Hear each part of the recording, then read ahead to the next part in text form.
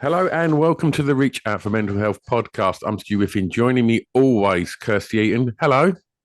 Good morning. How are you? I'm not too bad. How are you? I'm all right. I've missed your face. We haven't done this in a long time. It's been a while, hasn't it? Yeah. Yeah. Where are you? You on the boat this morning?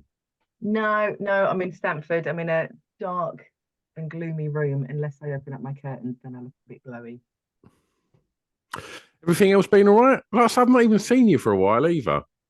I know it's been ages. It's been a long time. No, Hmm. yeah, it's all there's so much going on with the charity. As I say, we've got the Colchester football matches that we're putting on throughout the spring and summer this year, which is really, really exciting, but clearly takes up a lot of time and a lot of organisation, which I'm not doing on my own. I've got the marvelous Tony Lee that's Hmm. helping me out with that. And yes, it's very exciting. We've got a next match on the 23rd of April at Colchester Sports Park. So anyone listening that wants to come along, just give us a shout. And you mentioned that you've got Perry Groves involved, right? Yeah, and Cole Do Good. Yeah, they're coming along on the 23rd. Fantastic. Well, my uncle many years ago, when I was a little kid, I had one great uncle who was rich, and he had a Rolls Royce, and he was the only one that done all right out of the family. And but He he did was he the didn't live in Grays then, no. no. He lived in Orsett, and he was the chairman of Colchester United. And he when I was really little, he'd take me to games. So I used to go and watch Colchester United when Perry Grove played for Colchester before he made the move to Wow. Arsenal in the mid 80s. Yeah. So yeah, Excellent. super fun, super fun. Well, I know nothing about football, but I know somebody that's joining us today does is a big fan of football, amongst other things, vinyl and music being one of those because his backdrop would indicate such. Stu Mangan, hello. Hey guys, how are you? Good, good. You good? Yeah, good. Thanks, mate. Thanks for asking me on. Absolute pleasure. Well, to give it a bit of background, Kirsty, you've never met Stu before. I've known Stu for 10, 12, maybe longer. Well, yeah, I'd say we've known each other for about that long, but then Yeah. also your legend lived on when I was back at college when I was like 17, 18 as well, which we've discussed anyway. So I've known of you for probably about 30 years too. Your reputation precedes you. Well, because you was good friends with former guest of the show and friend Scribbius Pip, so Yeah, I sort of reconnected with you through you being a friend of Pip's and working with Pip and such, and you've gone on to produce lots of podcasts for me, and you still produce podcasts and stuff for me as you can, alongside obviously working and being a creative in your own respect, whether that be through spoken word, or that be through producing music, Mhm. which we will get onto all of this anyway. But before we do anything, we always start the podcast the same way, Stu, and I'm going to ask you to tell me what your initial thoughts are when you hear the words mental health. Yeah, sure. So I think mental health has definitely become more prevalent in the last maybe decade. And I think when you hear people talking about mental health these days, they say uh, uh, how much of a conversation it is, and people are talking about it more openly and freely. I think back to when maybe I was at school or through college or maybe through my 20s.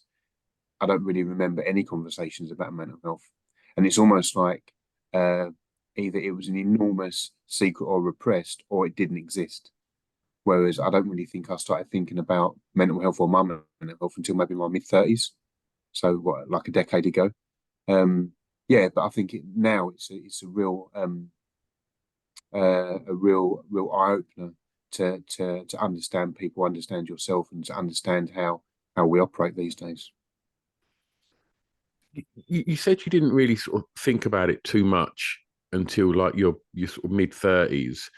When you look back now, do you ever sort of think of a time before then where you think clearly everything wasn't all right, but them conversations wasn't happening, so maybe I just thought I was having a shit day? Like, when you look back, can you pinpoint other times? And if so, can you remember like the first time that maybe you thought things aren't as they should be feeling? Yeah, sure. I mean, there's a vast majority of people that have their struggles and have their issues they go through. I went through quite a lot from my early teens all the way through my 20s, like personal issues, family issues, etc. And it wasn't really the idea of counselling seemed alien or unattainable, quite distant. Something you would have to go to your doctors to have a conversation about, which is a big step when it's not really very common. And then equally, when you go and see your doctor and you've got to wait 3 months before you can speak to somebody, and then each session, I did actually maybe in my early 20s follow that procedure. I remember having my first session, and the next session was maybe a month later. So really, how valuable is that? And again, when you're young, or at least when I was a lot younger, I was quite naive and dismissive of things as well. I like to just kind of float along and just deal with every day as it came, and didn't really understand the value and the benefit of actually speaking to a professional, or even speaking about what your issues were, because like I say, it wasn't a regular conversation. So yeah, I think after what I went through as a teenager, I remember having that one session when I was about 21, 22, and thinking, well, that's that box ticked. I'll just get on with my life, and maybe dismissing it that way. Then it wasn't until my mid-30s when I think everything really, really caught up with me that I started to take it seriously. But again, equally, I think in society it became a little more prevalent and spoken about then as well. What was, the steps that you took in your mid-30s from obviously, as you said, sort of trying to just kind of sort of get on with it and sort of jolly yourself along, which we now know isn't practical and isn't helpful. It's not, these things don't go away. As you said, they manifest, and that they represented themselves to you in your mid-30s. At that point, talk me through a little bit about what your processes were then to think, right, this is now a point where I do need to sort of act on this. Yeah, of course. I think it got to a point where I was just deeply unhappy with where I was, but also hadn't really dealt with the impact of some real significant things that had happened to me when I was younger. And I can remember, I used to say it was like a dark cloud, like I could almost like I could physically see a dark cloud around my head, and I wouldn't quite understand what the emotion was, but it was intense. It was dark, almost like it was like a storm cloud. Like I felt like really like tingly and overwhelmed. I could be in company. I could be with lots of friends. But I think you hear this a lot. You could be with a group of people, but you still feel like the loneliest person. And it was exactly like that, and that feeling started to become more and more regular, regardless of where I was. I could have been at home, I could have been on holiday, I could have been at work. But this dark cloud, literal dark cloud, was following me around everywhere. And I remember thinking that if what was I say, mid-30s, so say, for example, you've got another 70 years on the planet, do I want to spend the next 70 years feeling like this? And especially for the sake of my children, I need to be the best person I can be for my children and for myself for the rest of my life. And I need to deal with this. So what was your first experience of counselling? Like you say, it was quite inconsistent. You weren't thinking that what's this going to do? I've got to wait a month between sessions. So suffice to say that your first experience of counselling wasn't great, but that didn't put you off accessing that support again in your mid-30s. Yeah, because I think times changed over that decade between the first counselling session when I started to take it seriously. Like I said, I was very naive, maybe immature in the way that I thought about things, quite dismissive. And then it wasn't really spoken about. You didn't really hear about anybody that you knew or anybody local that was having counselling, and there wasn't really that many people that would recommend it or preach the benefits of counselling, which I think again is quite a common thing for people to avoid it because they're not crazy, and what do they know?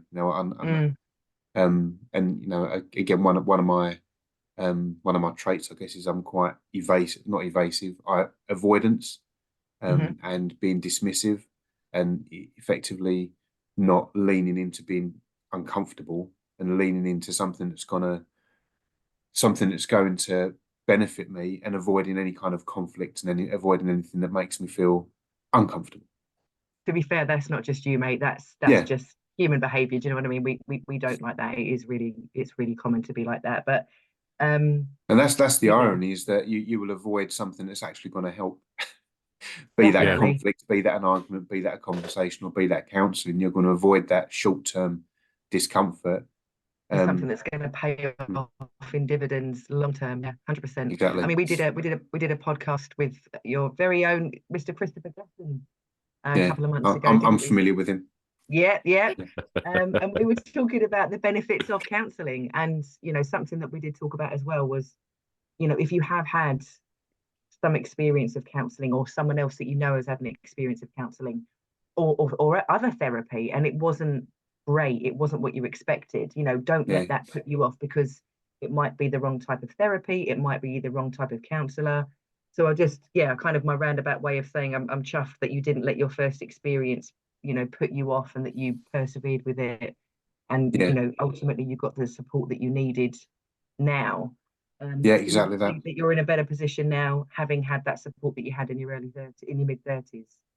Yeah, exactly that. And again, in back then as well, luckily my employer offered counselling sessions. So you had a 24/7 phone line you could call. So you had immediate Amazing. access. But then also you had X amount of sessions for free. So I remember one lunchtime, I literally almost into autopilot after putting it off for so long. But just made that phone call, spoke to somebody for 45 minutes, and the next week I had a session, and then I had a session every week for about 10 weeks after that. But because of the accessibility, and because it was essentially the path of least resistance, right? Whereas actually booking a GP appointment, then going to a GP, then having to wait X, Y, and Z, there's too many obstacles and hurdles and time that passes. Whereas, fortunately my employer offered that at the time, and I was talking to somebody by the time it took to dial the numbers. Mm. So in that period of when you first had your counselling in your early 20s, and then you went again in your mid-30s, that period in between, obviously, where things were building up and Mm. kind of coming to the fore, maybe in different ways, and you've said yourself that conversations around mental health are a lot more prevalent now, and I'm assuming that they would have been then, in comparison between those two Mm. time frames of your life. What were the conversations like between you and your pals? If we are talking about, male Mm. friends down the pub, I don't know, I'm making stereotypes now, but have you noticed the difference in the conversations that you would have with your pals about mental health between then and now? Yeah, of course. In my teen years, my 20s, etc., I don't recall ever having any conversations about mental health, how people were feeling, etc. You would talk about the generic stuff: music, sport, movies, Safe. TV, etc. And you wouldn't really talk about how you were feeling, what you were doing, your mind state. Um, fast forward to these days, I've got no issue with talking about that with anybody. Checking in on friends, etc. Because it feels like it's encouraged, which is great. Like everywhere you turn, you can go on social media and someone's encouraging you to talk about your mental health, or talk to your friends about your mental health. And mid-30s as well. Back then when I decided to get consistent, significant help, um, I felt like it was my opportunity to maybe preach that that's a great thing. And I do that in my professional environment, in my previous employer and current employer. And if I hear anybody who sounds like they're in a position that I was, I'm the first person to listen and to encourage and to provide as much support or direction as I can. It's really good that you're an advocate of Mm. that, because yeah, like you say, you're flying the flag, and people are only going to see you as a kind of good example, and hopefully take on that stance themselves. Yeah, yeah, and a lot of the guys I work with, my employees, they're young because of where I work, and I can see some of them. The journey they're on is maybe in a darker or more challenging place than I was, but the benefit of me going through that is that I can hopefully direct them and help them when I genuinely don't recall or can think of anybody that was there to direct me. Again, not because there was somebody that didn't want to, it just wasn't a conversation. Maybe people didn't recognize it, or it just was what it was. But I kind of, I hope, I wish that there was somebody back in late teens, early 20s that could have had that conversation with me to help me out. It's so strange, isn't it, that everybody, in your circle of friends now, and then I'm sure there was lots of sort of people that have crossed over to the people, whether that be Chris or whether that be Pip, and people that we've had on the show before. These are all people that are so open with their, feelings and and showing, not afraid to show any sort of levels of vulnerability. But and it's and I say the same for me and my friends that I've grown up with. But I think you touched on something really interesting there, Stu, when you said that basically it wasn't that people didn't want to have them conversations, they just wasn't presenting themselves. It's like, I think when you're young, and I don't even think that, because I know you and I know, lots of the people that you grew up around, it's not like there's bravado and testosterone and, you're not lads. Do you know what I mean? You're all, very smart and but even in those circles of, we weren't all geezers down the pub, but it still felt that them conversations just weren't happening. And I think it'd be interesting to go back and, and for one person to sort of open that door and to see how many other people would be like, oh my God, yeah. But it just wasn't a thing then, was it? Yeah, exactly that. And you're right about that, be strong, and strength isn't the quote unquote stiff upper lip and powering through it. Being strong and having strength is actually admitting your vulnerabilities and leaning into where you're struggling. That's true strength and true maturity. 100%. Yeah, exactly. And you're right, Stu. I've never been a go down the pub geezer at all. In fact, I actively avoided that. I never really enjoyed clubbing. I never particularly enjoyed drinking, and I don't particularly like that culture, as it were. But again, that's something that maybe I avoided the counselling and the mental health path back then because I don't know. Maybe I was I don't know. You can see the different sides of society, right? You've got the drinking, the lads, the man culture, and then you've got the quieter kind of culture over there. I don't know. Maybe there's something in. I don't.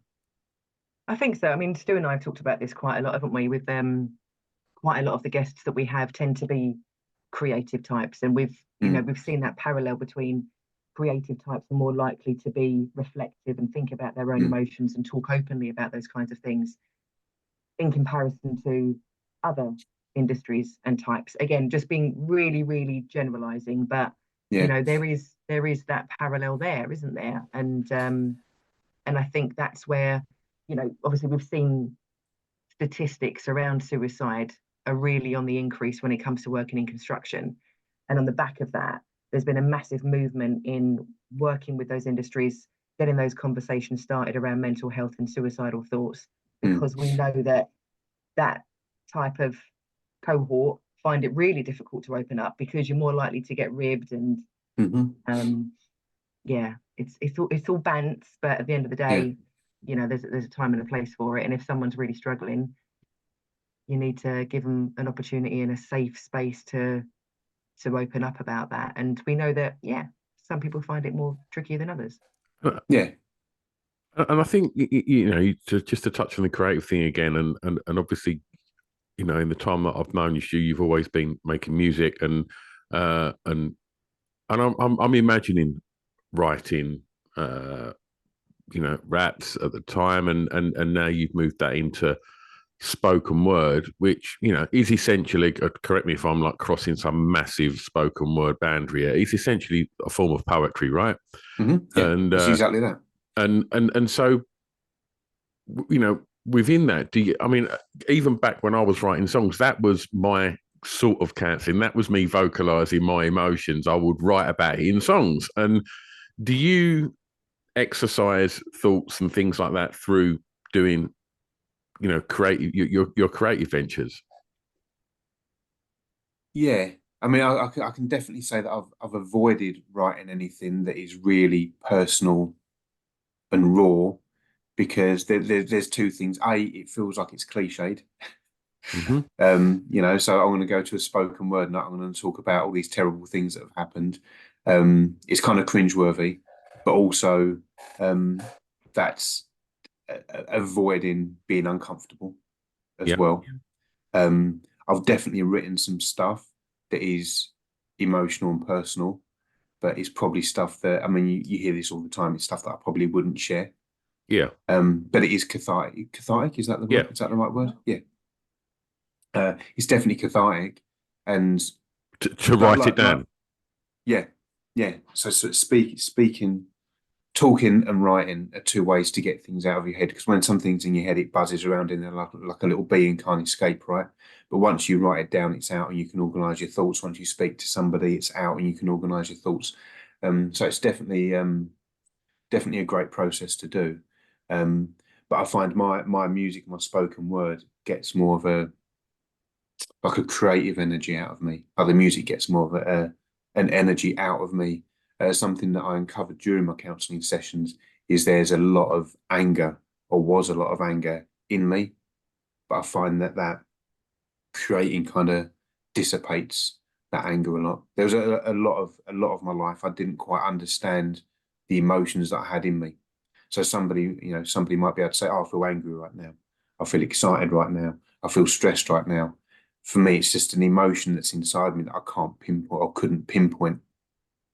So that's where I think the creative side has come out. It's allowed me to understand what Mm. emotions I'm actually feeling. And again, that's a recent thing as well. I actually came off my antidepressants last January, so it's just been just over a year for the first time in well a decade, I suppose, that I've not been taking tablets every day. How was that? How was your detox, as it were? It was fine actually. I tried it before. Actually, I didn't try it before. That's a lie. I changed tablets. So I went from sertraline to citalopram, and it was that transition there where it felt like there for at least a week there wasn't a day or an hour that I wasn't in bits, and I think that's where like the tablet. I've got nothing against tablets. I'd happily take them for the rest of my life, but I know they're only half of the issue. They're the chemical imbalance that they're trying to that they suppress or balance out, but they don't solve the issue, right? The issue is through counselling and dealing with things, etc., etc. Um, so yeah, I feel like they kind of had a lid on those emotions, but um, maybe I was a little numb to what my emotions were. So once you take that lid off over that course, that transition from going one brand to another brand, like I say, there wasn't an hour that went past when I wasn't a blubbering mess. And then the Mm. other tablets kicked in, it balances you out. But yeah, but last year, last Jan, I felt confident enough to, let's see what happens if I don't take these tablets. I want to know who I am. I want to know how I actually express myself and express feelings, and not think maybe I am repressed or suppressing who I am and what I do. So yeah, to be fair, it was okay. Like I came off the tablets. You go through the You did it really slowly. yeah, did it slowly. So went from 100 to 50, then 50 to 10. And not tablets, that's the milligrams. I mean, Rattle if you fell over.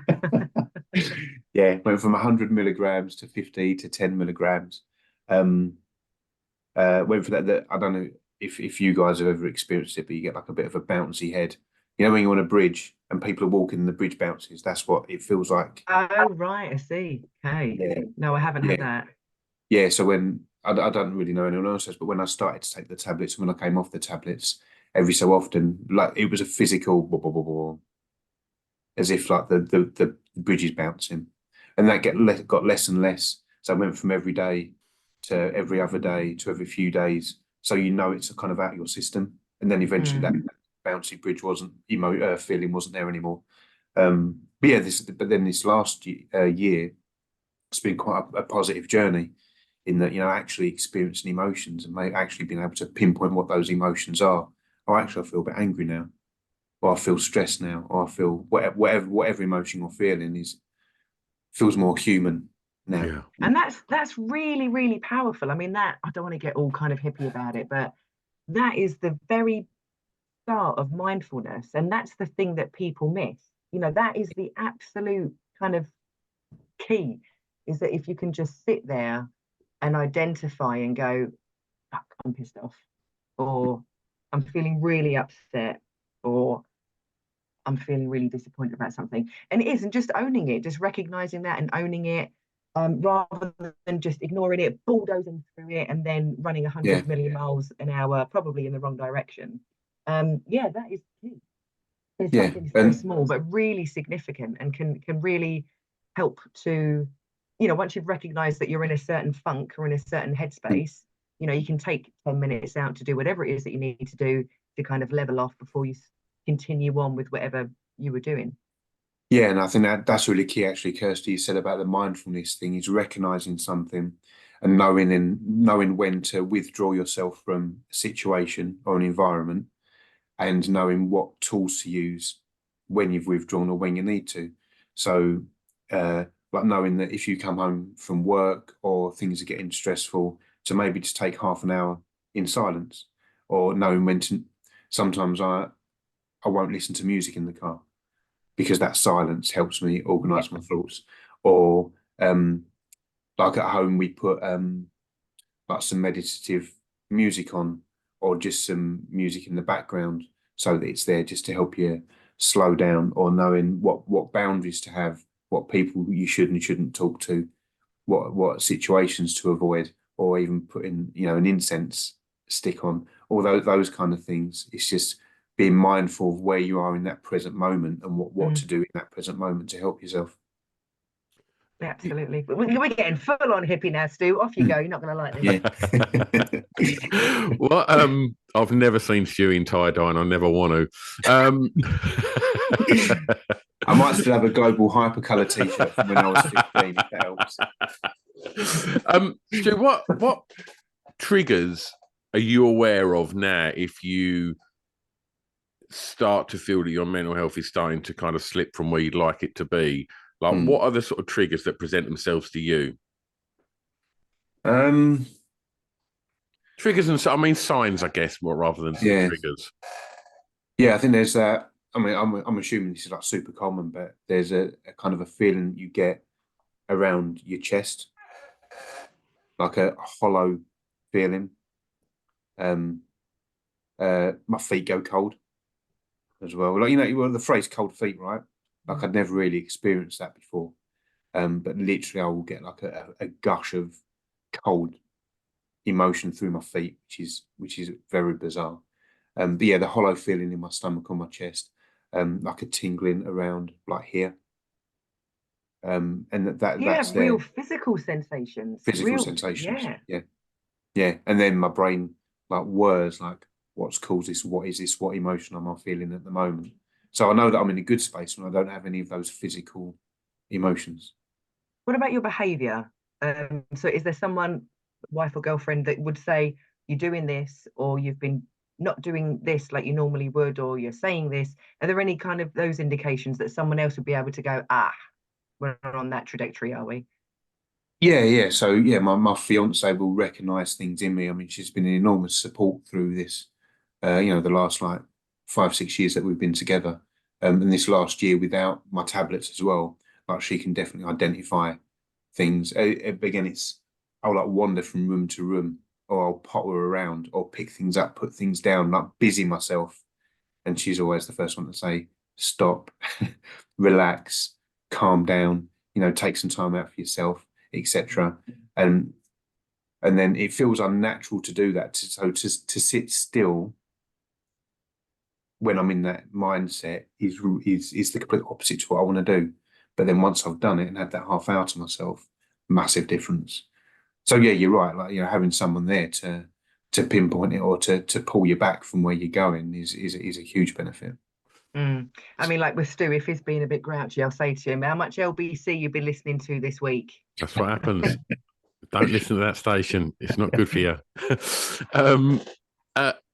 So, yeah, well, what I was going to say is, where you said that you like to sort of busy yourself in your potter and walk from room to room rather than sit and be, is that because you're trying to distract yourself rather than that uncomfortable feeling of, right, I'm going to have to deal with this? Yeah, it's my avoidance again.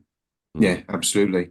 I'm wondering if that comes from, like, my dad's very similar. He's constantly busy, like well into his mid 70s now. He's constantly busy and doing things, tidying, just. But when I've been in that environment with him, it's irritating because Yeah. you've got someone in there. He's like buzzing around, just doing nonsensical things. Mm. But then I'm now displaying that behaviour. Yeah. So whether it's a DNA thing or whether it's a learned behaviour, I really don't know. But it's exactly that. It's avoiding just sitting and being with myself and being in my, or even sitting talking about and talking over stuff. I will avoid talking about what's going on in my mind, either with my partner or with myself. And yeah, just plump up some cushions and wipe the kitchen surfaces down, straighten a couple of chairs. Yeah. And what are your sort of coping mechanisms now, and sort of exercises that you put in place to maintain it? I know, you and I have spoken many times about the fact that we like to get out for a run, and I think we both have had times where we've not run for a long time and then throw ourselves back into it. Like, tell me what you do to sort of manage your mental health now. Yeah, so recently, excuse me, yeah, recently again, I've been avoiding going for runs. Same. Yeah, however, and I've got plenty of time to do it. Yeah, I've same. got plenty of time to do anything. Um, but YouTube is a huge draw, and I'll sit and watch hours of YouTube. When what could I be? Could I have been doing a 5 minute meditation? Could I have done some Mm. push-ups in that time? I could go out for a 20-minute run every day if I wanted to. And well, everyone knows when you get back from doing that run or that piece of exercise, you feel 100 times better and more proud of yourself than than when you don't do it. And I run without music. I like nature's sounds, and I get to think and process my thoughts in that time. I have some good thoughts and some good mindfulness in those times. So that's something that I should do more often. But also, like we've said, I'm a lot more aware of how I'm feeling in the moment and during the day. Even at work, if I know I need to go for a walk for 2 minutes, I'll go and do that. If I need to go and sit on my own, I'll go and do that. And I'm quite good at doing that indoors when I need to, and also putting up boundaries. I don't need to answer if someone messages me. I don't need to answer them immediately. I can leave that sitting if I want to. Yeah, being in control of who I am and what I can do, and not being at the beck and call of society or family or others or television. Yeah, I it mean, is. talking about exercise, I must say, I mean, I'm not a massively physical person. I do a couple of yoga videos on YouTube a couple of times a week. Mm. But yeah, I text Stu this week. I did a circus skills class on Tuesday night. Such a Now, hippie. Did you have to put your hippie, I head wouldn't into a say that's lion's the mouth? hippie thing. Sorry, Stu. Do you have to put your head into a lion's mouth? No, I was hoping I was going to be shot out of a cannon, and I Oh, would thank have goodness. much preferred that. I kind of want to show you my bruises, but I won't. Um, oh my God, right? I've done a bit of MMA training. I've done a little bit of this. I've done a little bit of that. I've tried a little bit of most things, but I can't stick to anything because nothing really piques my interest rather than yoga. Um, I did this class. It was the most horrific thing I've ever done in my life. I have never hurt so much in my life. This was Tuesday night. I am still, I think I'm right, my lat, like all the way down the outside of my downstairs, all the way down here. You have to Like the really things that grip them handlebars on that wall of death. it was an aerial hoop. I was just getting in and out of an aerial hoop, but for an hour and a half. My hands like were really, really callous. The backs of my knees are horrendous. Anyway, what I'm saying is, I mean, that was on a par with the early stages of labor. Like the pain was just horrendous. But on Wednesday, I was complete, completely euphoric, and my sense of like, my concentration was like laser focus. I didn't take a lunch break. I overran, like I was late for picking up my daughter from after school club because I just lost track of time. I don't really find the zone or anything like that. I don't really find flow state or anything. I've got a really short attention span. But I think doing that exercise class on the Tuesday night, whether or not it was all of the blood charging to every single fiber of my body to help me, do those moves and the grip and everything else. I don't know what it was, but I have never felt so mentally well. Physically I'm fucked, but mentally I have never been so strong. And if that's what I need to do to keep my mental health in check, I will do it. And I am going back despite the bruises. So yes, just saying I'm now a massive advocate for physical health and the power that it can have on your mental health. Yeah. I've never experienced anything like it. It's phenomenal. Yeah, amazing. It's all linked though, isn't it? So mental health, physical health, spiritual health, everything is linked, and there's really simple things that we can do every day to keep that going in terms of what we're putting into our bodies, what we're doing with our space, with our minds, even like spiritually, what we do, etc. And that should be the stuff that's taught at school, so that people can learn to become balanced humans. But it's not. Everything you're taught at school is essentially, it's either irrelevant to what you go on to do. It creates stress and the tension and the environment that you're in at school anyway. And then through work is stress. And then your personal life is affected by those two things as well. Whereas I think if we were taught to exercise, taught to take mindful breaks, taught to look after our body and our spirit, I think we would be in a better place as adults. I think they are now. I mean, I know my daughter, she's 7 years old, and she talks to me about her mental health. And I don't think I would have even heard of mental health when I was 7. So, No. Things are definitely improving. Yeah. Fantastic. Stu, thank you so much for coming on here and being so open and honest, mate. It's, I hope that, the stuff that you've said, for any listeners that are yet to kind of have the confidence to make that call to reach out for help. I hope that that's sort of encouraged and inspired them to do that and to speak to their partner and or friends if they're not doing so already. If they're feeling unwell, then I think a lot of the stuff that you said today is going to really inspire and encourage people. And if people are still looking for help, and if they don't take comfort in speaking to those that are there for them, then obviously do reach out for mental health, or there's other amazing organisations, whether that be Andy's Man Club, and there's if you Google, mental health or needing help with mental health, Google will throw up lots of very renowned organisations that are all there to listen. Out there as well. You've got the Hub of Hope and you've got the Stay Alive app. They've got a whole list of resources available there as well that can help. Absolutely. Thanks loads, Stu. And Kirsten, I know you've got to rush. You've got to go and put them big shoes on and get in your little car and go back to Circus Club. Screw you.